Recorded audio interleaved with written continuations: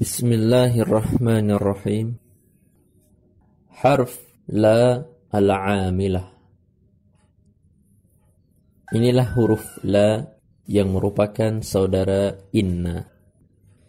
Banyak fungsi daripada harf la. Bisa sebagai saudara inna, bisa sebagai saudara laisa, bisa sebagai huruf tambahan, bisa sebagai huruf untuk kata tolak, ya, larangan, dan yang lain sebagainya. Dan manakala la ini menjadi saudara inna, maka fungsinya seperti fungsi inna dan saudara-saudaranya, memansubkan isim dan merafa'kan khabar.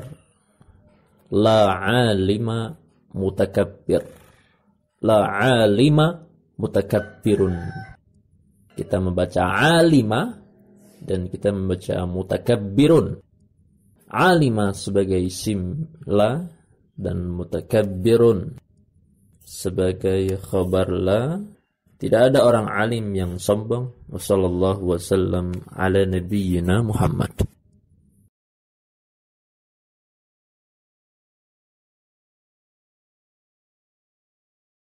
Bismillahirrahmanirrahim.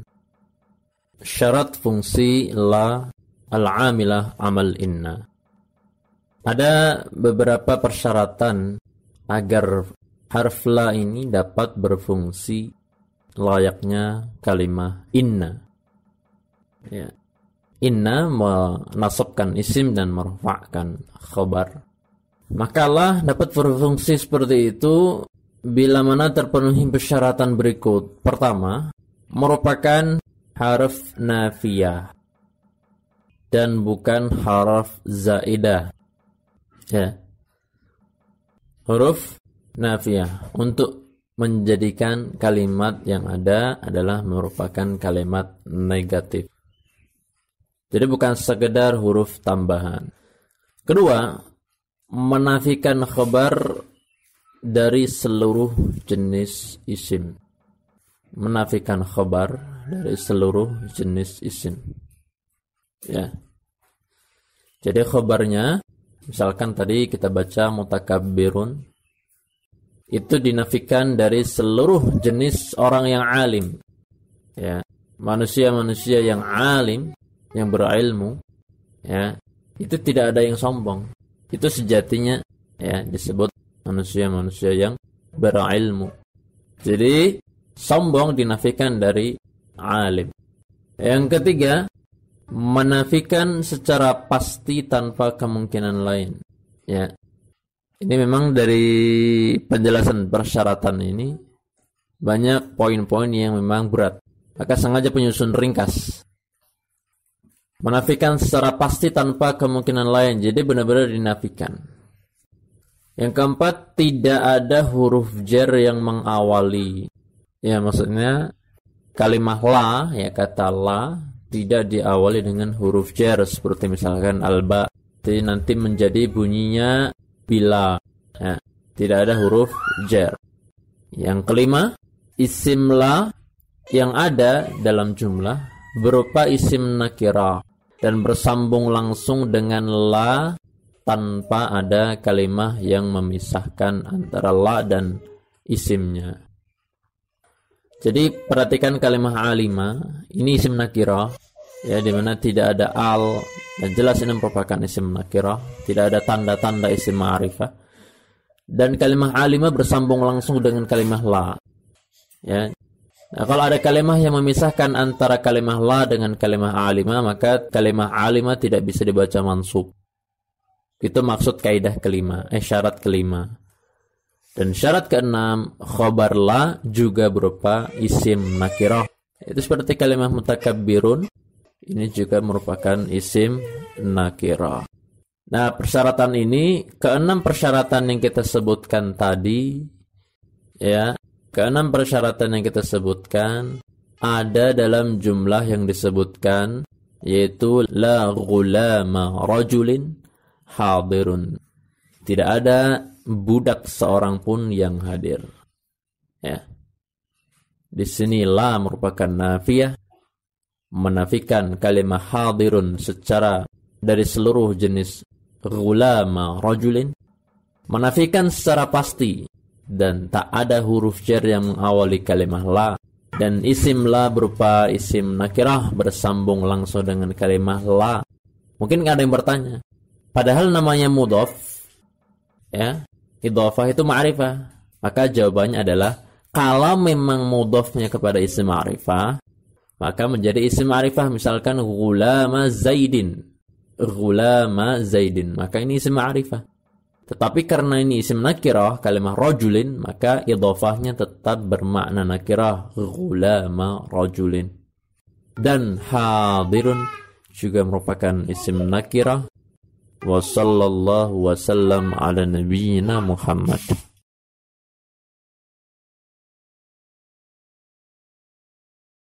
Bismillahirrahmanirrahim.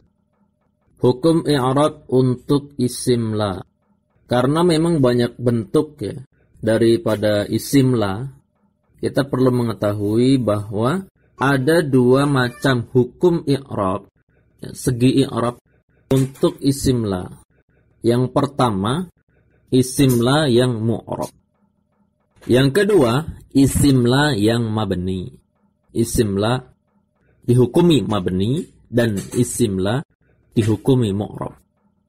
Perbedaan antara isim la dihukumi mu'rab dengan isim la dihukumi mabni adalah bahwa yang dihukumi mu'rab ini mansubnya secara lafaz dan kedudukan. Ya.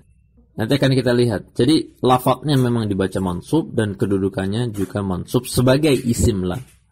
Sedangkan yang dihukumi mabni, mansubnya secara kedudukan ya sebagai isim la, namun lafadznya mabni. Sekalipun mabninya nanti dengan tanda mansub. Ya.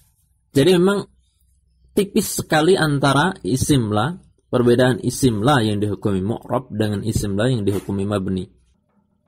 Karena memang yang dihukumi mabni pun mabninya dengan tanda mansub. Jadi ya seperti kita katakan memang isim mansub sebagai isim la. Cuma nanti ketika dalam praktik i'rab akan terlihat perbedaan antara isim la mu'rab dengan isim la mabni. Dan untuk setiap hukum ini melihat kepada bentuk isim la. Untuk hukum yang pertama, isim la yang dihukumi mu'rab ini berlaku bila isim la ini berupa mudhaf. Yang pertama bila berupa mudhaf, tepatnya mudhaf kepada isim nakirah, jelas. Ya. Memang di antara syarat fungsi la, isim la-nya mudhaf kepada isim nakirah. Ya, kalau mudhafnya kepada isim nakirah, supaya tetap sebagai isim nakirah. Seperti dalam jumlah la fa'ila syarrin mahbubun. La fa'ila syarrin mahbubun. Tidak ada pelaku keburukan yang dicintai. Ya, di sini fa'ila hukumnya mu'rab. Hukumnya mu'rab. Ya, mansub secara lafaz, dibaca fa'ila, dan kedudukannya juga mansub sebagai isim la. Ya, jelas insyaallah. Mudhafnya kepada isim nakirah, di mana kata syarrin adalah isim nakirah. Kemudian yang kedua, bila mana berupa syabih bil mudhaf. Isim la dihukumi mu'rab bila mana berupa syabih bil mudhaf. Sebetulnya syabih bil mudhaf ini pembahasannya pernah dikaji dalam pembahasan munada. Seharusnya dikaji dalam pembahasan munada. Artinya memang ada pembahasan syabih bil mudhaf dalam tema munada. Nah, syabih bil mudhaf ini isim yang memiliki kaitan dengan apa yang datang setelahnya. Baik berupa fa'il, berupa maf'ul, atau berupa naib fa'il. Atau bisa juga berupa apa yang datang setelah isim berkaitan dengan isim tersebut.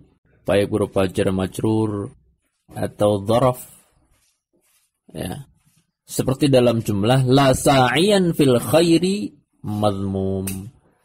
Maka sa'iyan fil khairi ini syabih bil mudhaf. Serupa dengan mudhaf, tetapi bukan sebagai kalimat yang mudhaf. Seperti dalam jumlah la hafidhan kalaman kadzibun. Ya. Di sini kalimat sa'iyan memiliki hubungan dengan kalimat fil khair. Kalimat hafidhan memiliki hubungan dengan kalimat kalaman. Ketika demikian, isim la berbentuk syabih bil mudhaf dihukumi mu'rab. Maka sa'iyan mansub secara lafal dibaca mansub dan kedudukannya juga mansub sebagai isim la. Adapun yang kedua yaitu isim la yang dihukumi mabni, ini bila mana isim la bila berupa mufrad, yaitu kalimat tunggal. Artinya bukan berupa mudhaf seperti kalimat fa'ila syarrin, dan juga bukan berupa syabih bil mudhaf seperti hafidhan kalaman, tetapi berupa satu kalimat tunggal saja. Ya, yang nantinya isim mufrad, isim mutsanna, isim jama' juga masuk dalam kategori mufrad. Ya, jadi kata mufrad di sini itu adalah lawan dari mudhaf dan lawan daripada syabih bil mudhaf, bukan lawan isim mutsanna, bukan lawan isim jama'. Karena nanti dalam kategori mufrad yang ada dalam isim la mabni masuk pula isim mutsanna, masuk pula isim jama', ya. Maka seperti dalam jumlah la muttahidaini maghluban. La muttahidaini maghluban. Muttahidaini adalah kalimat tunggal berupa isim mutsanna. Berupa isim mutsanna. Ketika demikian berupa kalimat tunggal, maka hukumnya adalah mabni. Sehingga mansubnya itu secara kedudukan, di mana kedudukannya sebagai isim la, kalimat muttahidain. Namun lafadznya mabni, ya, lafadznya mabni. Walaupun di sini mabninya juga dengan tanda mansubnya. Jelas? Di mana tanda mansub muttahidaini? Tanda mansub isim mutsanna dengan ya, maka kita membacanya muttahidaini. Tidak ada dua orang yang bersatu yang terkalahkan. Jelas insya Allah. Nah, ini pembahasan tentang hukum i'rab untuk isim la. Wassallallahu wasallam ala nabiyyina Muhammad.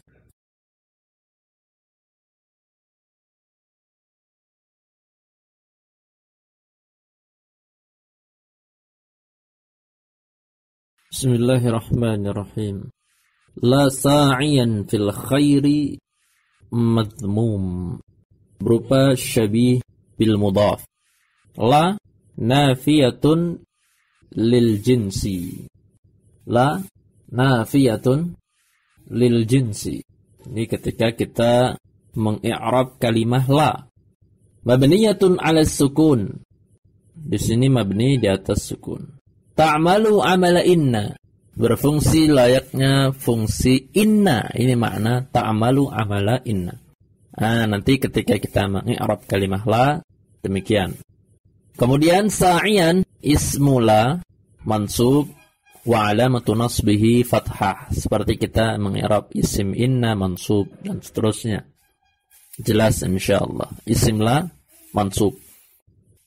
Fil khairi al-jar wal majrur. Al-jar wal majrur muta'alliqani bi sa'iyan, memiliki hubungan dengan kalimah sa'iyan. Namanya jar majrur butuh muta'allaq. Dan madhmum sebagai khabar la marfu'. Khabar la marfu' wa alamatu rafihi dhammah. Tanda rafa'nya dengan dhammah.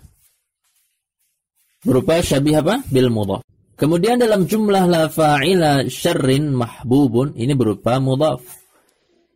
Maka la jelas i'rabnya. Kemudian fa'ila isim la mansub wa alamatu nasbihi fathah. Dan sebutkan bahwa kalimat fa'ila adalah wa huwa mudhaf. Dan kalimat syarrin mudhafun ilaihi majrur. Kalimat mahbub khabar la marfu'. Mudah? Mudah insyaallah. Bagaimana dengan isim la yang dihukumi mabni? Maka ada dalam dua jumlah berikutnya, yaitu la alima mutakabbirun dan la muttahidaini maghluban. Maka la seperti biasa, nafiyatun lil jinsi mabniyatun 'ala sukun ta'malu 'amala inna. Dan kalimah alima ismu la mabniyun. Nah, isim la mabniyun, kita tidak mengatakan mansub, tetapi mabniyun. Mabni ala apa? Ala tanda mansubnya. Ala tanda mansubnya. Tanda mansubnya isim mufrad dengan fathah. Sebagaimana tanda mansubnya isim mutsanna seperti kalimah muttahidaini dengan ya. Maka mabniyun 'alal fathi untuk kalimah alima dan mabniyun 'alal ya untuk kalimah muttahidain. Jelas? Jelas di sini? Insyaallah. Jadi alima merupakan isim mufrad, mabninya dengan tanda fathah karena memang isim mufrad mansub dengan fathah. Muttahidain mabni 'alal ya karena memang isim mutsanna dan isim mutsanna mansub dengan huruf ya. Setelah kita menggunakan mabni ala, kita sebutkan fi mahalli nasbin. Fi mahalli nasbin. Ya, untuk alima fi mahalli nasbin dan muttahidaini juga fi mahalli nasbin. Jelas? Insyaallah. Inilah isim la yang dihukumi mabni. Baru kemudian mutakabbirun khabar la marfu' wa alamatu rafihi dhammah. Untuk khabar la ya mu'rab. Ya, dan i'rabnya adalah marfu', tanda rafa'nya dengan dhammah. Jelas? Adapun maghluban khabar la marfu' dan tanda rafa'nya dengan alif. Karena isim mutsanna dengan alif, marfu' dengan alif. Ya. Wassallallahu wasallam ala nabiyyina Muhammad.